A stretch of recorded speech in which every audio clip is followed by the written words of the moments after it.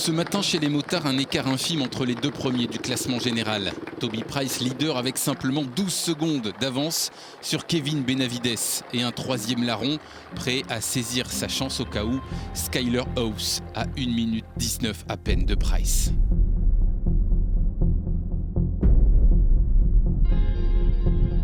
Dernière étape, le dénouement à Dammam, au bord du golfe Persique. 136 km de spécial au programme et beaucoup de boue. Skyler House aura longtemps mené le classement général du Dakar 2023, mais ces derniers jours, l'Américain fléchit. Il aura quand même droit à sa place sur le podium, 7e de l'étape du jour, 3e au classement final avec sa Husqvarna. Le duel pour la première place a bien eu lieu. Au premier contrôle de passage, Benavides a déjà repris 12 secondes. Égalité parfaite entre l'Argentin et Toby Price à ce moment-là. Benavides le plus rapide du jour qui va attaquer jusqu'au bout pour reprendre finalement 55 secondes sur Toby Price. À l'arrivée, vous l'avez compris, Benavides est donc allé chercher la victoire le dernier jour. Déjà vainqueur en 2021, il s'offre un deuxième Dakar grâce à sa régularité et sa deuxième semaine exceptionnelle.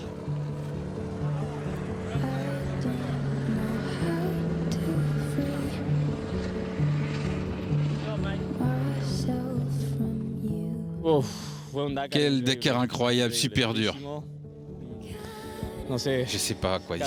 Chaque jour était plus difficile que le précédent, mais j'ai toujours été constant, j'ai terminé chaque étape dans le top 10. Je me suis battu durement et maintenant je suis là.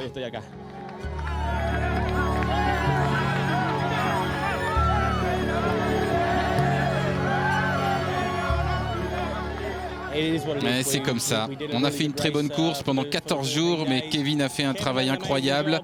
Skyler a fait aussi un boulot remarquable. Ça a été une bataille vraiment serrée tout au long de la course. Donc oui, on rentre à la maison avec un petit trophée quand même. On est heureux et on verra ce qui se passera l'année prochaine si on peut revenir plus fort.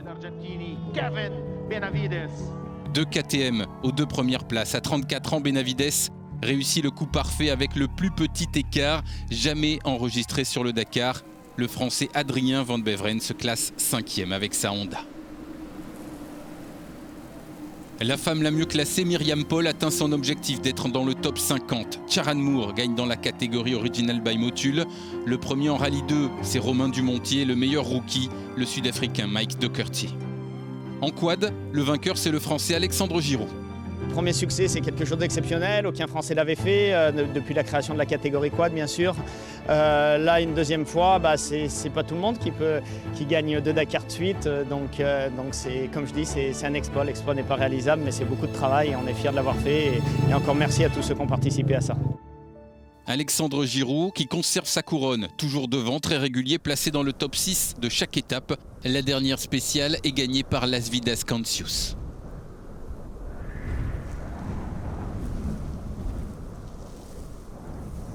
L'heure des bilans dans la catégorie auto. L'écurie BRX ne gagne pas le classement général, mais les statistiques sont parlantes. 9 victoires en 14 étapes.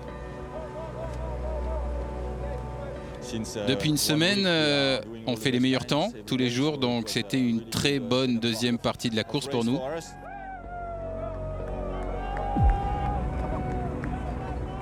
On est deuxième au classement général pour la 3e fois maintenant. Bon, ce serait bien de gagner une fois. Pour Nasser Al Attiyah, en revanche, c'est devenu une habitude. Son 2e Dakar consécutif, le 5e au total.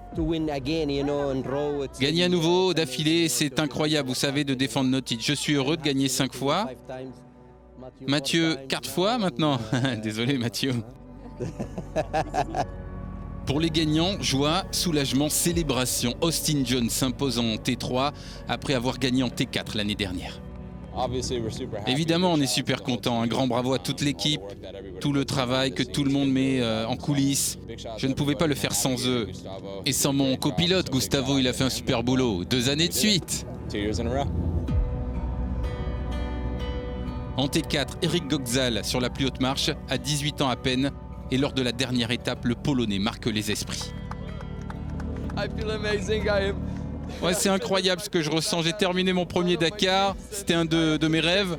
Et je dois être reconnaissant pour toute ma famille. On a pris une grande décision il y a 2 jours.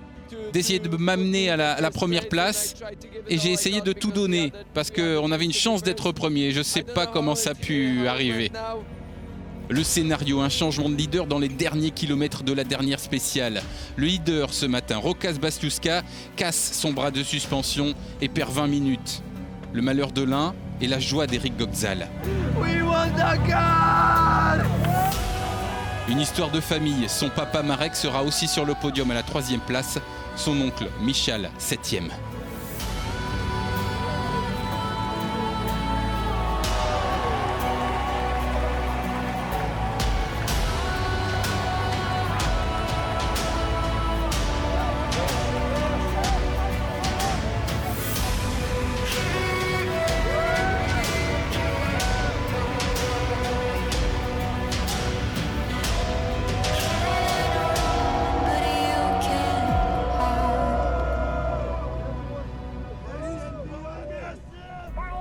Avec 5 succès, Nasser Al-Attiyah a maintenant gagné plus que tous les autres pilotes auto, sauf Stéphane Peter Hansel, bien sûr, qui a gagné la course 8 fois en auto. Lucas Moraes est 3e pour sa première participation. Sébastien Loeb, 2e, mais en tête du classement W2RC. En T3, Guillaume de Mévius a longtemps fait la course en tête, mais une panne mécanique lui ôte tout espoir de victoire finale. Le Belge 3e derrière, Jones et un autre Américain, Seth Quintero. En T4, un vainqueur qui entre dans l'histoire, Eric Götzal, à 18 ans. Il avait été le plus jeune vainqueur d'étape sur un Dakar, le voilà, le plus jeune gagnant de l'histoire d'un Dakar, tout simplement.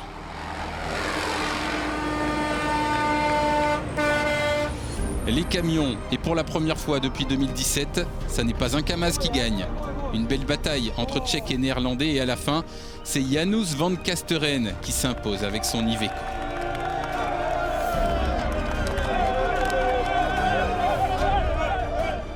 Vous savez, la famille de Roy, elle a construit un super camion, elle a remporté le Dakar à 3 reprises, Gérard 2 fois, Yann 1 fois. C'est incroyable d'avoir le même sentiment que maintenant. Un Néerlandais qui gagne donc en camion. Et cette année, si on y regarde de plus près, chaque catégorie a été gagnée par une nation différente. L'Argentine, la France, le Qatar, les États-Unis, la Pologne et donc les Pays-Bas.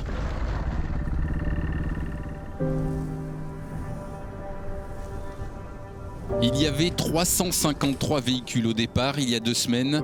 Il y en a 235 à l'arrivée aujourd'hui à Dammam.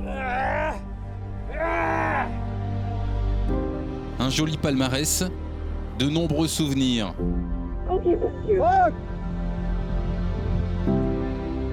Une belle fête ce soir sans doute.